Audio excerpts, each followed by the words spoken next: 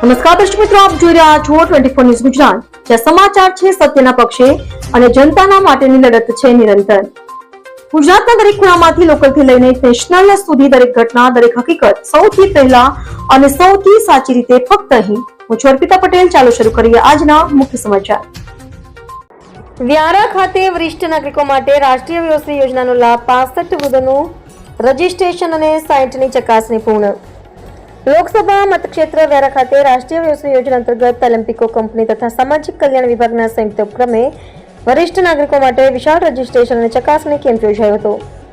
આ કાર્યક્રમનો મુખ્ય હેતુ સમાજના વરિષ્ઠ નાગરિકોને શારીરિક અક્ષમતા અથવા વયજનિત અડચણોને પહોંચી વળવા માટે જરૂરી ઉપયોગી સાધનો પૂરા પાડવાનો છે. આ યોજના અંતર્ગત દરેક પાત્ર વરિષ્ઠ નાગરિકને મફતમાં હિયરિંગ એડ કાર્ડની મશીન, ચશ્મા, સ્ટીક વોકર, ટ્રાયસિકલ, વ્હીલચેર અને અન્ય ઉપયોગી સહાયરૂપ સાધનો આપવામાં આવ્યા છે.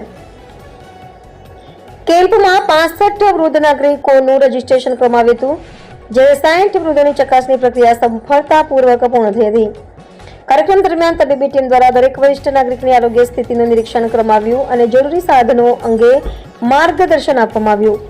રાષ્ટ્રીય વયોશ્રી યોજના હેઠળ આવા કેમ્પોનો હેતુ વૃદ્ધ નાગરિકોને આત્મનિર્ભર અને સક્રિય જીવન જીવવામાં સહાયરૂપ થવાનો છે. આ પ્રસંગે માજી તાપી જિલ્લા પ્રમુખ અને મહામંત્રી વિક્રમભાઈ તરસાંડિયા, એડવોકેટ કુણાલભાઈ પટેલ તેમજ અન્ય આગેવાનો ઉપસ્થિત રહ્યા હતા. મહેમાનોએ કાર્યક્રમની મુલાકાત લઈ વૃદ્ધ નાગરિકો સાથે સંવાદ સાધ્યો છે અને યોજનાની સફળતા માટે શુભેચ્છાઓ પાઠવી. કાર્યક્રમ દરમિયાન અનેક લાભાર્થીઓએ પોતાની ખુશી વ્યક્ત કરતા જણાવ્યું કે સરકારની આ યોજના તેમના જીવનની નવી આશા અને સગવડ લાવશે. વૃદ્ધ નાગરિકોએ જણાવ્યું હતું કે હવે તેઓને ચાલવામાં સફળતા અને દૈનિક કામોમાં સરળતા રહેશે.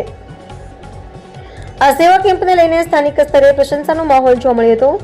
કાર્યક્રમના સફળ આયોજન માટે ઓલિમ્પિકો કંપની, સામાજિક કલ્યાણ વિભાગ તથા સ્થાનિક અધિકારીઓનું મહત્વપૂર્ણ યોગદાન રહ્યું. રિપોર્ટર હાર્દિક જોશી, સોનગઢ.